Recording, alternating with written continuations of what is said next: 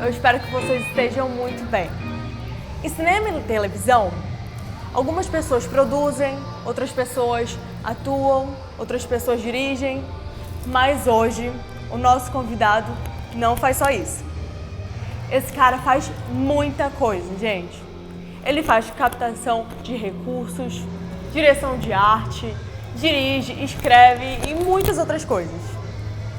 Esse é o Thiago Medeiros, meu amigo e uma das pessoas que mais trabalha hoje em dia na indústria que eu conheço. Que, inclusive, a gente está aqui conversando sobre um outro trabalho e a gente marcou nesse lugar, então se tiver um pouquinho de áudio vazando, é por isso, então vocês não reparem, tá bom? Thiago, muito obrigada por estar aqui hoje. Eu fico muito feliz pela entrevista. Eu tenho certeza que vai ser muito boa. Obrigado você pela oportunidade de estar aqui para falar um pouco mais de cinema. Que bom, obrigada. Então, Thiago, eu te conheço e eu já participei de projetos com você. Só que assim, você faz tanta coisa que eu já nem sei mais tudo que você faz, né? Você pode contar quais são e quais foram, na verdade, as suas formações, tanto no cinema e na televisão? Claro, minha formação mesmo inicial foi administração de empresa, isso lá em 2000. Depois fui fazer, naquela época tinha pouca faculdade de cinema e a área de atuação era menor. Sim. Então eu fiz rádio e televisão, me formei em rádio e televisão. E ainda não trabalhava com publicidade, só com publicidade. E eu fui entrar para cinema quando eu me mudei para Los Angeles. Mudei para Los Angeles, comecei a estudar um pouco, fazer alguns cursos livres lá em Los Angeles. E aí comecei a entrar mais na área de cinema. Sim. Participei de algumas produções lá em Los Angeles, produções menores, claro. E depois, quando eu voltei para o Brasil, eu fiz um MBA em cinema. E aí sim comecei a trabalhar com cinema no Brasil. Nossa, tem muita experiência, né? Sim, você conhece um pouquinho bastante de tudo, coisa, né? Legal. Isso eu estou falando já de uns 20 anos pra cá. Sim, muita coisa. E sobre as suas funções no set, por exemplo, se você pudesse escolher e selecionar quais foram as funções mais desafiadoras que você teve que fazer e as mais prazerosas também, na televisão e no cinema? Bom, como eu venho da publicidade, eu vinha da área de produção publicitária. Então, assim, a migração para cinema, a lógica seria para produção. Sim. Porém, eu nunca trabalhei com produção de cinema. Eu sempre, desde que eu entrei para cinema, como eu queria produzir, eu não conhecia muita gente na área, eu comecei a criar meus próprios projetos. Então, a área que me apareceu era a executiva, porque eu tinha que criar, eu tinha que ir atrás para montar, então eu me envolvia na executiva. E acabei ficando nela, né? E alguns outros projetos me chamaram para fazer a direção de arte, que era uma coisa que eu também tenho paixão. É muito legal, né? Um pouquinho de legal. Tudo. É muito bacana. A arte envolve tanta coisa, envolve cada detalhezinho, a cor de cada coisa. E eu gosto muito da psicologia, eu gosto muito do por trás, de por que aquilo. Então a arte me encantava. Eu comecei a estudar mais sobre arte e aí veio o convite para eu fazer uma direção de arte. E aí eu me apaixonei, comecei a fazer. Mas ainda meu foco era executiva porque eu queria fazer os meus projetos. Sim. Eu queria fazer os meus filmes. Isso é muito bom, né? Você cria, você escreve, pensa, não, esse filme vai ser assim, eu vou chamar tal pessoa. Isso é muito legal. Eu consigo fazer isso. Eu quero fazer um filme de terror. Então quem que faz terror no Brasil e é muito bom? O Armando Fonseca. A equipe dele lá, então vamos chamar ele. Eu quero fazer um filme de comédia.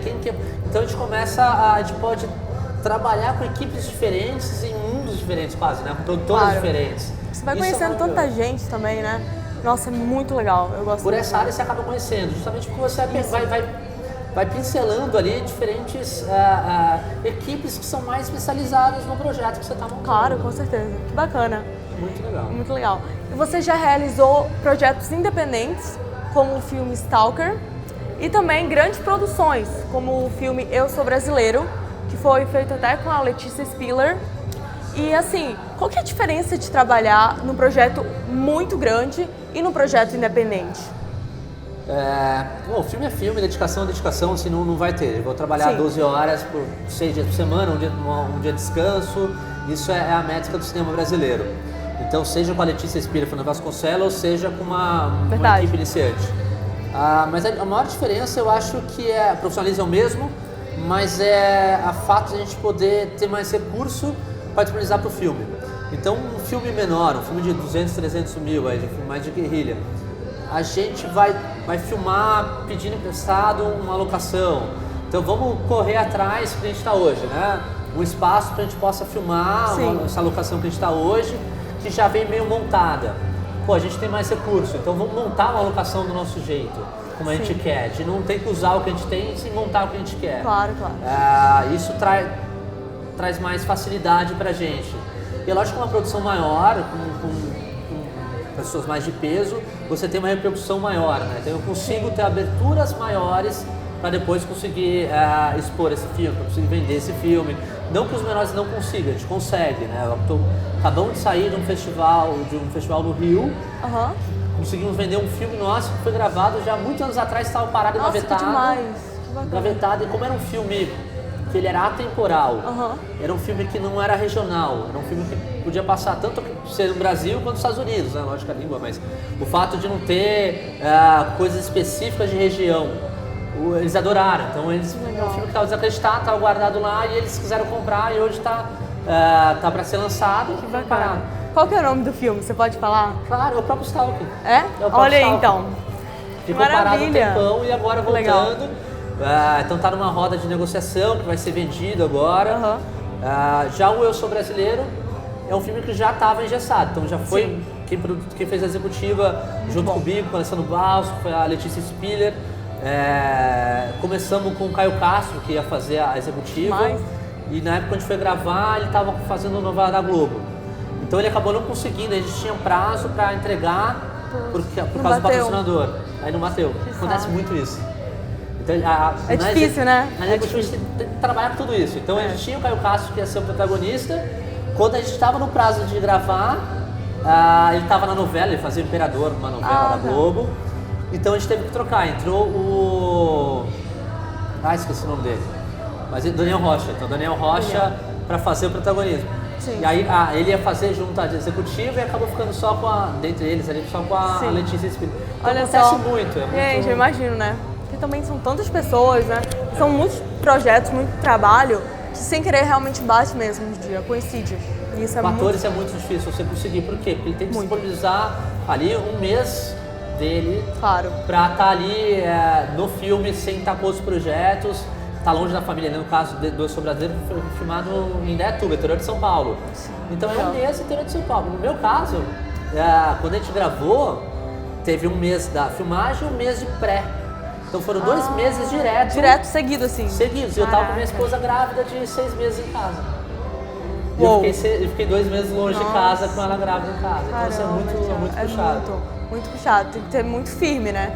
Muito firme. Muito firme. Muito demais. E Thiago, muitas pessoas falam que um dos maiores desafios hoje em dia no cinema brasileiro é na parte de distribuição e lançamento. Só que assim, outras pessoas também falam que fica mais na parte de vendas, né? E assim, você tem muito conhecimento nessa área, né? Você atua na parte da produção artística, como também na parte da executiva. Então, você tem muito conhecimento. Na sua opinião, qual que realmente é o grande desafio, o maior desafio da nossa indústria hoje em dia? Hoje mudou muito a parte da executiva nossa, né? A gente trabalha com lei do audiovisual, é o principal recurso nosso, a lei 1&A do audiovisual, na qual a gente consegue pegar uma parte do imposto de renda das empresas de lucro real, que são grandes empresas, e elas aportam no nosso no projeto, que seja. Porém, eu acho que mais do que a distribuição a gente consegue. Tem festivais, tem, por exemplo, a Rio 2C, tem coisas assim que eles estão lá para ouvir, para receber projetos e para lançar. A gente tem bastante leis, tem leis que tem uma quantidade de filmes nacionais que tem que estar em cinema, então isso tem. O problema é a gente criar. Então, desde a pandemia, por exemplo, eu recebo muito telefonema de distribuidora perguntando: você tem projeto, você tem material, porque elas estão sem. Por quê? Porque o nosso maior dificuldade hoje é antes do filmar. A pré. a pré. Então você tem que primeiro conseguir incentivar o teu projeto. Claro. Hoje está muito difícil, a Ancine está cada vez mais difícil de conseguir liberar e muda toda hora. Então você precisa aprovar para depois captar. Não, agora você precisa captar para depois, já com a empresa para incentivar, eu consigo te liberar a lei de audiovisual. Então muda toda hora. E outra coisa é as empresas. A gente precisa das empresas ter uma cultura maior de aporte. Porque para a empresa é muito interessante ela aportar. Porque eu tiro do imposto dela uma pequena parte que eu vou reinvestir na cultura. Sim. O que a empresa perde com isso? Absolutamente nada. Era o dinheiro que ela ia aportar, que ela ia dar já de imposto. Então para ela é só ganha. Porque em vez de ela dar só de imposto, ela está divulgando a marca dela, ela está associando a marca dela com cultura, com um filme interessante, com um monte de coisa. A gente tem, por exemplo, a gente faz às vezes umas premieres dentro da própria empresa. Então a gente fez um filme, por exemplo, para a Honda, teve uma sessão fechada com os atores, com os diretores, junto com a equipe da Honda. Caraca, em fábrica, por exemplo. Isso é muito legal, muito interessante, para as empresas é muito bom. Claro. Só que elas não têm essa cultura, o Brasil ainda não tem essa cultura, então empresas gigantes, elas têm medo de aportar porque falam, tá bom, então eu vou dar uma parte do meu imposto, eu te dou 3% do meu imposto. Só que e se depois vier aqui me cobrarem isso, vou ter que pagar 2 vezes? Não, não cobra. E elas ficam com receio, mas no Brasil funciona direito? Funciona. Então tem muito receio da indústria ainda, das empresas, de aportar nas leis de incentivo à cultura. Então, eu acho que o maior desafio nosso hoje é mostrar para essas empresas que é legal, que é bom, que é só positivo você aportar em cultura hoje em dia, nas leis que tem. Não, isso é muito importante até para o pessoal saber, né? Porque muita gente não faz ideia disso, não tem muito conhecimento sobre. Isso é uma coisa tão valiosa, né? Tão importante. Tem muitas leis bacanas, né? Muita gente fala com essa briga política. A lei Rouanet, porque é tudo mentira, a lei Rouanet não entra para longa-metragem. Sim. Então a gente não usa a lei Rouanet para cinema. Né? A lei Rouanet tem para curtas e médias, mas para longa-metragem a gente não usa. É a lei do audiovisual e ela é extremamente rigorosa na auditoria dela de contas. Então, se eu, nota por nota, então, toda a equipe que eu tenho, uma equipe gigante lá de 80 pessoas para filmar, eu tenho que ter nota das 80 pessoas. Muita gente, muito trabalho envolvido nisso tudo. É o que a gente estava falando, né? Muita gente, é uma equipe gigante. Sim. Isso fora nas diretas, fora as pessoas indiretas. Mas a Ancine pega, ela vai olhar depois lá vai passar lá os créditos, ela vai olhar lá, pô, tem um terceiro assistente, é o João. Cadê a nota do João? Ela tem uma formação. De todo mundo. Tem, é muito rigorosa. E se eu não presto essa conta, a Ancine não libera o dinheiro, eu tenho que ir lá e pagar. Caraca. Então assim, é bem estruturado isso. Então vale a pena se aportar em cultura no Brasil, vale muito a pena. Né? Que show. Você tem muita experiência profissional, né? Você sempre estudou muito, estuda demais, que inclusive a gente estava falando sobre isso, e você tem uma pós em cinema. Thiago, dentre esses seus trabalhos e estudos também, qual lição você pôde levar para sua vida inteira e para sua carreira, dentre tudo isso? A maior lição, assim. Primeiro, olha pro cara do lado. Porque o cara que está estudando com você, o cara que está começando com você, amanhã ele vai fazer um grande filme e vai te chamar. Sim.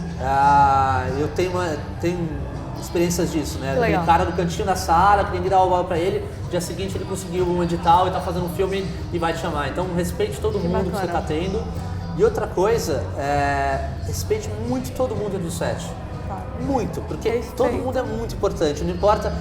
Às vezes tem uma nomenclatura de set que você para, o quarto assistente de câmera. Ele é o quarto assistente, é o quarta pessoa. Mentira, o quarto assistente tem uma função extremamente importante. E não quer dizer que ele é a quarta pessoa mais importante da Flor, não é. Ele é uma pessoa mais importante que o segundo na linha dele ali. Então, olhe para tudo, respeite todo mundo. A gente fez uma vez uma série na qual o produtor é um cara que é um cara muito grande dentro do cinema. Certo. E eu tava acompanhando essa série, eu não tava atuando, eu tava acompanhando ali. E eu vi 2 atores conversando. E o ator conversando, o senhor falou lá, e um dos atores passou e comentou todo mundo. Pô, isso é muito bom. Muito bom. Amo isso. Porque, assim, Thiago, sem querer te interromper, claro. Mas, querendo ou não, isso eu acho tão legal quando a pessoa não olha, não, aquele é o diretor, então tem que dar mais atenção pra ele. Porque isso tá totalmente errado, sabe? Você tem que dar atenção pra todo mundo, porque se não fosse aquela pessoa, se fosse a pessoa que ia estar limpando o seu chão, você não ia estar ali. Você não ia estar sabe? ali. Você não ia. Você não ia sabe estar o dia da fluindo. manhã. Exato. No Stalk, por exemplo, a atriz principal que fez o Stalk, Sim. eu lembro muito bem. Todo dia ela chegava e cumprimentava todo mundo. Que legal. Mas super bem. E um dia ela cumprimentou, falou super bem com o nosso cara que cuidava do áudio. Olha. E aí, esse cara contou pra mim, né? Porque ele cuidava do áudio, ela tava lá pelada. Uhum. Ela voltou pra conversar com as outras atrizes. Aí uma atriz falou, nossa, você tá aqui, vem chegar aqui se preparar, você falou não sei o quê. Ela falou, olha, tem que cumprimentar todo mundo, falar todo mundo, porque eu não sei dia de amanhã. Falou Esse tudo. cara ouviu. E ele tratou super bem. Esse cara depois conseguiu um edital de 2 milhões pra fazer um grande filme. Mentira. E chamou ela pra atuar. Pra ver, né? Juro. É exatamente isso, você nunca vai saber o dia de amanhã.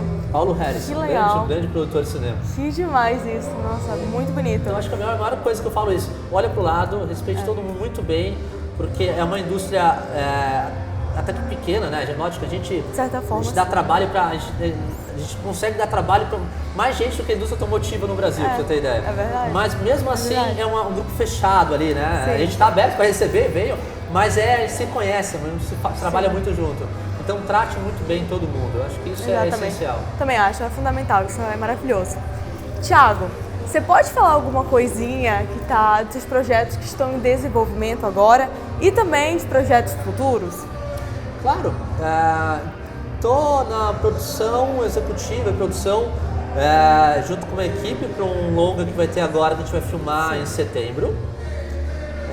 Mas é mais uma consultoria que eu estou fazendo. Certo. Que a gente vai filmar agora, né? E um projeto do futuro que a gente está tendo, que eu estou trabalhando já com ele já há bastante tempo. É um projeto chamado Rio da Minha Vida. É um filme de comédia baseado no livro do Evandro.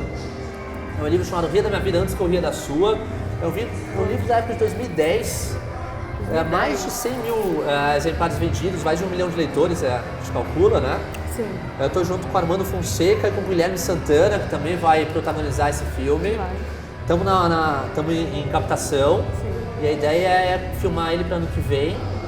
Para no máximo até final do ano tá começando a lançar ele. Olha que legal. Mas é um filme de comédia.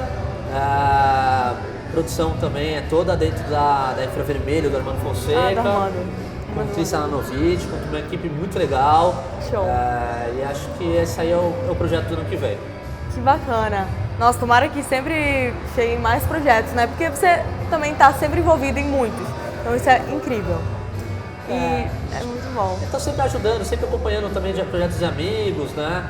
Então com um outro que é um projeto muito bonito, não é um projeto meu, mas é que eu acompanho e ajudo.